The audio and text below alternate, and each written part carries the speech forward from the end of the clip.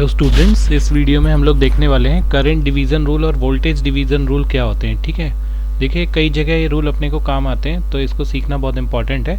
मान लीजिए मेरे पास दो रजिस्टर्स दिए हुए हैं और वो किसी सर्किट में पैरेलल में ऐसे कहीं लगे हुए हैं। ठीक है ना, हमने किसी सर्किट का एक पार्ट बना रखा है मान लीजिए, जिसमें दो रजिस्टर्स आपको ऐसे पैरेलली कनेक्टेड दिख जाते हैं। मान लीजिए यहाँ पे रेजिस्टेंस दिया है R1, यहाँ पे दिया है R2 और यहाँ से करंट जो इनके पैरेलल कॉम्बिनेशन में एंटर हो रहा है ना, वो टोटल करंट दिया हुआ है I। तो इतनी चीज़ें जो आपको यहाँ वाइट में दिख रही है ना, वो दी हुई हैं। ठीक है, और अब आपसे उन्होंने पूछा है कि इस दोनों रजिस्टर्स में कितना कितना करंट डिवाइड होगा, मतलब यहाँ पे कितना करंट जाएगा I1 और यहाँ पे कितना करंट जाएगा I2, ये बता दीजिए। तो देखिए हमारे पास डायरेक्ट रिलेशन है। अगर आपको I1 करंट चाहिए तो वो बराबर होता है, देखिए टोटल करंट जो डिवाइड हो रहा है दोनों रेजिस्टर्स के कॉम्बिनेशन में, वो है I मल्टीप्लाइड बाई आप जिस भी ब्रांच में करंट निकाल रहे हैं ना, जैसे अभी आप R1 में निकाल रहे हैं I1 करंट, तो इसके अपोजिट ब्रांच जहाँ पे करंट का डिवीज़न हुआ है ना, उसका रेजिस्टेंस, तो उसका रेजिस्टेंस है R2 divided by sum of the parallel resistors R1 plus R2। So it is as simple as you are looking at it, right. ये हो गया। लाइकवाइज I2 ये किसके बराबर हो जाएगा, देखिए total current I multiplied by opposite resistance R1 divided by कितना R1 प्लस R2।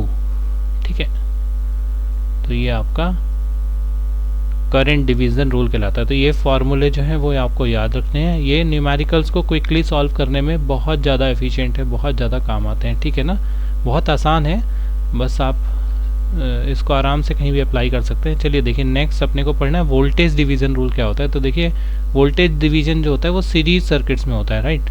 मान लीजिए मेरे पास दो रजिस्टर्स हैं, वो कुछ इस प्रकार से सीरीज में लगे हुए हैं और इनके अक्रॉस एक वोल्टेज सोर्स कनेक्टेड है लाइक दिस। ठीक है, मान लीजिए वोल्टेज सोर्स आपको दिया हुआ है V वोल्ट्स का है, ये रजिस्टर्स के वैल्यू भी दिए हुए हैं R1 और R2, और अब आपको पूछा जा रहा है जो यहाँ पे वो ये है कि इन रजिस्टर्स के अक्रॉस कितना कितना वोल्टेज होगा, कितना कितना वोल्टेज डिवाइड होगा। मान लीजिए V1 है, डिवीज़न के बाद मान लीजिए V2 है, तो what will be the value of V1 and V2। तो देखिए डायरेक्ट फार्मूला है मेरे पास। V1 जो होता है ना, वो होता है टोटल वोल्टेज जो दोनों के कॉम्बिनेशन पे अप्लाई किया आपने, that is V multiplied by जिस रेजिस्टेंस में निकाल रहे हैं ना, वो वाला रेजिस्टेंस तो R1 में निकाल रहे हैं, तो हो गया V into R1 divided by R1 plus R2, right. तो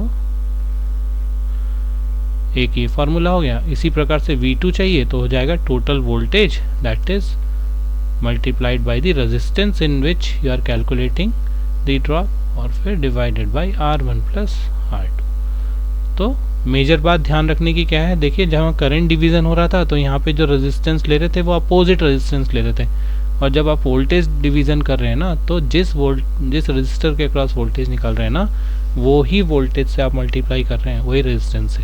ठीक है, तो ये बहुत इंपॉर्टेंट रिलेशनशिप है, ये आपको याद रखना है। न्यूमेरिकल्स को बहुत जल्दी और एफिशिएंटली सॉल्व करने में बहुत काम आता है। तो चलिए आगे देखेंगे कुछ न्यूमेरिकल्स जिसमें ये अप्लाई हो रहे होंगे। तब तक के लिए all the best, good bye.